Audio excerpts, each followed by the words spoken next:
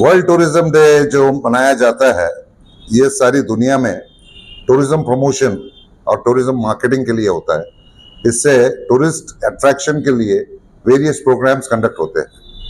मगर हमारी बदकिस्मती ये है कि हमारे शहर में, जिसको सिर्फ एक महाराष्ट्र का टूरिज्म हब कहा जाता है, और टूरिज्म हब ये सिर्फ अभी स्पीचेस में बोला जा रहा है या कागज पे दिख रहा है। प्रैक्टिकल में आप अगर सिटी में कहीं पर भी जाएंगे तो ऐसी कोई चीज आपको नजर नहीं आती जिससे ये टूरिज्म हब नजर आए। यहाँ का जितना हेरिटेज है और यहाँ जितने हिस्टोरिकल मॉन्यूमेंट्स है, ये इतने एंशिएंट मॉन्यूमेंट्स है कि ये यूनेस्को ने औरंगाबाद रीजन को और स्पेशली एलोरा एंड अजंता को वर्ल्ड हेरिटेज साइट्स डिक्लेयर किया है। मगर हमारी ये बदकिस्मती है कि हमेशा ये रीजन को एक बैकवर्ड रीजन बनाकर इसे हमेशा निग्लेक्ट किया गया, जिसकी वजह से यहाँ पे ना कभी सेल्फ एम्प्लॉयमेंट हुआ, ना कभी कोई रीजन का डेवलपमेंट हुआ, ना हमारा टूरिज्म का कोई प्रमोशन हुआ। जबकि टूरिज्म इंडस्ट्री एक इतनी पावरफुल इंडस्ट्री है, इसमें जो पोटेंशियल है, इसको अगर हम एनकैश करते हैं तो यहाँ पे जॉबलेसनेस का जो प्रॉब्लम है, इसको हम सेल्फ एम्प्लॉयमेंट में कन्वर्ट करके कई लोगों को जॉब्स प्रोवाइड कर सकते हैं, कई यूथ का भविष्य सुधार सकते हैं। यहाँ पर आज G20 का बहुत सा बजट आया, उसके बाद स्मार्ट सिटी का प्रोजेक्ट बुलाया गया। अब ये ना स्मार्ट सिटी के उस डेफिनेशन में बैठता है आज तक, और ये जितना भी फंड्स आया और जो G20 में भी जो फंड्स आया, आप लोग ये चीज को देख सकते हैं कि ये जो फंड यहाँ पे स्पेंड किया गवर्नमेंट ने जितना भी, उसका कहीं पर कोई रिजल्ट्स नजर आते हैं क्या? और G20 में भी ब्यूटिफिकेशन में सिर्फ और सिर्फ ये मॉन्यूमेंट्स को एक फोकसेस लगाकर प्रोजेक्ट किया गया। सिर्फ फोकस लगाने से कोई डेवलपमेंट नहीं होने वाला है, इसमें सिर्फ मिसयूज ऑफ फंड्स होता है। अब यहाँ पर टूरिज्म प्रमोशन के लिए एक फेस्टिवल होता है साल में, वो भी जिसके लिए सारे लोकल स्पॉन्सर्स को भी पकड़ा जाता है, टूरिज्म डिपार्टमेंट के भी पैसे आते हैं, कॉरपोरेशन से भी फंडिंग आती है, और इसके बाद एक कल्चरल फेस्टिवल यहाँ पर होती है, एलोरा फेस्टिवल, जिस फेस्टिवल के अंदर करोड़ों रुपया लगाया जाता है।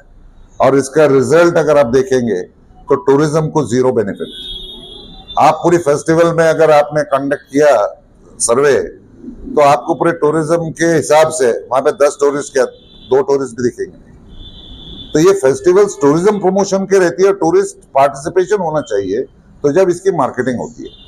अगर हमारे पास प्रोग्राम्स कंडक्ट हो रहे हैं और उसका कोई आउटकम नहीं है, तो इसके लिए waste of time, waste of money करने से फायदा नहीं है, बल्कि हमारे अथॉरिटीज, कंसर्न डिपार्टमेंट्स को इसके ऊपर सवाल करने की जरूरत है। इस पे सवाल उठाने की जरूरत है कि हमने ये प्रोग्राम्स किस मिशन के लिए किया था और उसका रिजल्ट क्या है। इतना एक्सपेंडिचर हुआ है तो उसका हमारा कोई यूज क्या हुआ है। इस रीजन को आपने अपलिफ्ट करने का कभी काम सोचा नहीं है। यहाँ की टाउन प्लानिंग जो होती है, यहाँ के जो रोड्स है, ये टूरिज्म सिटी का जो इम्पैक्ट आना चाहिए, जैसे स्मार्ट सिटी बोला जा रहा है, एक हेरिटेज बोला जा रहा है, तो यहाँ के जो रोड्स जा रहे हैं वेरियस मॉन्यूमेंट्स पे, यहाँ पे ना प्रॉपर कोई साइनेज है, ना कहीं पर कोई ट्रैफिक सेफ्टी का कोई। अब ये थोड़ी सी बारिश हुई, जहां वहां सारे रास्ते पूरे बंद हो गए, जगहों पे रोडों पे पानी का तमा हुआ है। इससे और कुछ नहीं है कि मच्छर और नई बीमारियां फैलने का डर है, डेंगू जैसी बीमारी फैलने का डर है, हेल्थ इश्यू हो रहे हैं, और इंटरनेशनल टूरिस्ट को आप इनवाइट कर रहे हैं। कभी भी आपको घर सेट करना पड़ता है गेस्ट आने से पहले। गेस्ट आने के या गेस्ट जाने के बाद आप घर को सेट करते हैं, ये उसका तरीका गलत है। इससे एक बैड इंप्रेशन और नेगेटिव मार्केटिंग होकर वो बात ज्यादा तेजी से फैलती है, और टूरिज्म के ऊपर उसका इफेक्ट जो आज आप देख सकते हैं। आज अक्टूबर शुरू होने जा रहा है और अभी तक अगर आप शहर का इनफ्लो ऑफ टूरिस्ट देखेंगे, हार्डली 0.1 या 2% होगा, उसके ऊपर नहीं है। As compare to earlier days, tourism ये टाइम पे होटल्स के ऊपर रूम्स मिलना मुश्किल होते थे। सारे ऑटो रिक्शा वालों को बिजनेस मिलता था, लोकल ट्रैवल एजेंट्स को बिजनेस मिलता था, और हर टूरिस्ट प्लॉट पे जितने शॉपकीपर्स हैं उन लोगों को एक अच्छा बिजनेस था। आज इतना सब होने के बावजूद आज आप सर्वे करने के बाद देख सकते हैं इस सिटी को रेवेन्यू का एक पैसे का फायदा नहीं है, और जब पोटेंशियल सारा है, फंड्स दुनिया भर के अलॉट होते हैं, कागज पे दिखते हैं, पेपर में पढ़ने को मिलता है, साइट पे कहीं भी नजर नहीं आता, तो ये कब तक अंधा राज चलता रहेगा?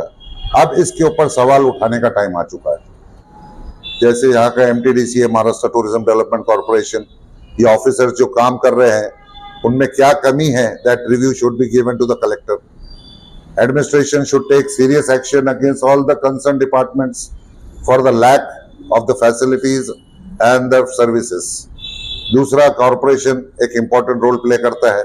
जब तक कि आपके अप्रोच रोड्स शहर के सबसे बेसिक चीज है, जिसको जैसे अपने जीने के लिए अगर ऑक्सीजन लगता है, उसी तरह टूरिज्म के लिए, टूरिज्म डेस्टिनेशन के लिए अच्छे रोड्स और डेवलप्ड सिटी के लिए हाइजीनिक सराउंडिंग्स चाहिए.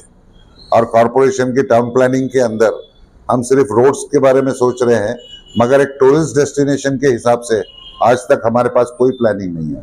यहाँ का जितना हेरिटेज है, किसी भी हेरिटेज के पास अगर कोई टूरिस्ट जाके देखना चाहे, वहाँ पे पास उसको मिलेंगे एक्सीडेंट के खराब स्क्रैप गाड़ियाँ, या कोई गैरेजेस, या कोई एनक्रोचमेंट, या टपरियाँ खड़ी हुई है.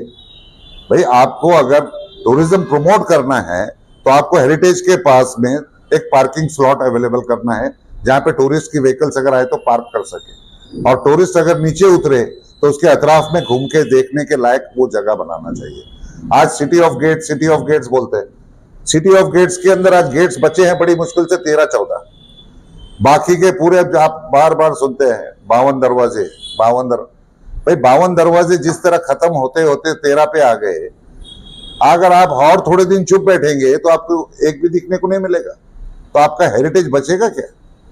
और टूरिज्म बात जब आप करते हैं तो अपना जो कल्चर है, जो हेरिटेज है, इसको सेव करने की जरूरत है. ये रहेगा तो लोग आएंगे देखने के लिए. जब आपका हेरिटेज खत्म हो जाएगा तो क्या देखने के लिए लोग आएंगे? और इसी तरह एक एक चीज खत्म होते होते टूरिज्म भी खत्म हो जाएगा. और एक इतनी बड़ी फ्लरिशिंग इंडस्ट्री जो सबसे आज फाइनेंस के लिए, जॉब्स के लिए जो सबसे ज्यादा हेल्प कर सकती है, हम उस चीज का एक बेनिफिट उठाने से ज्यादा नुकसान उठाने की तैयारी में जा रहे हैं. तो इसलिए मेरी ये रिक्वेस्ट थी कि आज ये जो भी डिपार्टमेंट्स है और जो कंसर्न ऑफिसर्स है, इनके साथ एक जॉइंट मीटिंग कॉल की जाए. कलेक्टर साहब ने इसके लिए बुलाना चाहिए, और जो जो डिपार्टमेंट इसका जिम्मेदार है उसको शो कॉज नोटिस इशू करना चाहिए, और एक टाइम बाउंड के ऊपर ये काम करने की जरूरत है. इससे पहले भी मैंने डिविजनल कमिश्नर साहब के पास, तुम्हारे भापकर साहब थे, कई दफा हमने इसके मेमोरेंडम्स दिए, कई पेपर्स गए, लेते बाजू में रख देते, एक दिन बात होती है, उसके बाद में फिर कुछ था या नहीं था, सब जगह बराबर. अब आप यहाँ से पंचक्की के रास्ते पे निकलिए, ये पंचक्की के रास्ते पे आपको कम से कम 1-1 घंटा लग जाता है. क्यों? ये कौन सा टूरिस्ट डेस्टिनेशन बोला जाएगा? आप नॉर्मल ट्रैफिक को वहां से पास होने के लिए रास्ता नहीं दे सकते. वो ब्रिज के ऊपर पूरा पानी तम जाता है, पानी पड़ा तो. और आप ये टूरिज्म के टूरिस्ट को, इंटरनेशनल टूरिस्ट को वेलकम कर रहे हैं वहां पर. भाई, एक पैरेलल ब्रिज क्यों नहीं बनाया जाता है? जब इतना फंड आ रहा है तो आप पहले इमरजेंसी में वॉर फुटिंग के ऊपर ये ब्रिजेस बनना चाहिए, और वहां से ट्रैफिक जैम्स को क्लियर करना चाहिए. पंचक्की के पास पार्किंग स्लॉट नाम की चीज नहीं है. वो जिस पानी का जो पर्दी है, जो फॉल है, उसको लग के लोग गाड़ी के पीछे से खड़े करते हैं. अगर किसी गाड़ी वाले ने एक बार जोर से मार दिया तो वो भी हेरिटेज खत्म होकर पानी का वो फ्लो खत्म हो जाएगा. तो आज आपको हर टूरिस्ट मॉन्यूमेंट के पास parking is a priority, and safety of the tourist passing to that area. Signages, informatory signs, cautionary signs, mandatory signs along the roadside, leading from airport to the destination, railway station to the destination. आज यहाँ पे आपके पास पूरे शहर में आप smart city का दावा करते हैं, एक साइन बोर्ड इंग्लिश में नहीं है. कौन सा टूरिस्ट मराठी में साइन बोर्ड पढ़ते फिरेगा, ये बताइए? आप जब टूरिज्म बोर्ड बोलते हैं, आप डुअल लैंग्वेज में बनाइए ना. भाई, आपको 2 लैंग्वेज में बनाना है, बहुत अच्छी बात है, आप डुअल साइन में बनाओ और हर एक को इजी जाएगा. अब यहाँ पे जितनी भी कॉर्पोरेशन ने इससे पहले BOT के ऊपर प्रोजेक्ट जो साइनेजेस के गैंट्रीज दिया था, उन्होंने बिल्ड, ऑपरेट एंड ट्रांसफर, रोडों के ऊपर सिर्फ एडवर्टाइजमेंट नजर आते थे, इंफॉर्मेटरी साइंस कम नजर आते थे. 10% साइनेज है, 90% एडवर्टाइजमेंट है।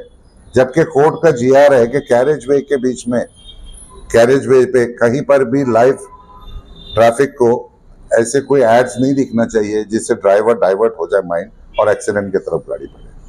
और हमारे पास अब जहां वहां देखिए मेन रोड के कैरेज वे के ऊपर में आपको बोर्ड्स नजर आएंगे। ये रोड के कैरेज वे के बाहर होना चाहिए कि डिस्ट्रक्शन ना हो ड्राइवर्स को ड्राइविंग के टाइम पे। और आज सिटी में जितने भी आपके आइलैंड्स है, रोड क्रॉसिंग्स है, पेडेस्ट्रियन ट्रैवलर्स के लिए कोई सिक्योरिटी नाम की चीज नहीं है। ये रोड के सामने हमारे 5 रास्ते हैं, आए दिन एक्सीडेंट्स होते हैं, हमको उठा के लेके घाटी भागना पड़ता है। तो एक हमारा एनजीओ का ये काम हमेशा रहा है और हम लोग सिटी के लिए, यहाँ के यूथ के लिए और यहाँ के डेवलपमेंट के लिए सिर्फ बैकवर्ड एरिया बोल के कब तक सुनते रहेंगे। आज हमको इसको इम्प्रूव करने की जरूरत है और इम्प्रूव करने के लिए ये टीम वर्क है। Local awareness among the people of Aurangabad is also very important. Participation of the locals to improve this is also very important. और अब सिर्फ खामोश बैठने का टाइम नहीं है, एक्शन लेने का टाइम है। और अब देर इतनी हो चुकी है कि अब भी अगर आप खामोश बैठेंगे तो इसके बाद कुछ बचेगा नहीं जिसके लिए आप बात करने के भी लायक नहीं रहेंगे। तो इसलिए आज मैं आपको इस वर्ल्ड टूरिज्म डे के मौके पर इस एक इम्पॉर्टेंट इशू के तरफ गवर्नमेंट अथॉरिटीज का, डिपार्टमेंट्स का, कॉमन पीपल का और कई जो टूरिज्म से रिलेटेड है और जिससे इसका फायदा और नुकसान रिलेटेड है, आपका अवेयरनेस क्रिएट करना चाहता हूं।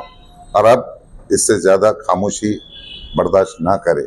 और अगर authorities fail to improve this facilities and the situation in the region, we will directly go legally to file a PIL against this authorities in the high court. Subscribe now and press the bell icon. Never miss an update.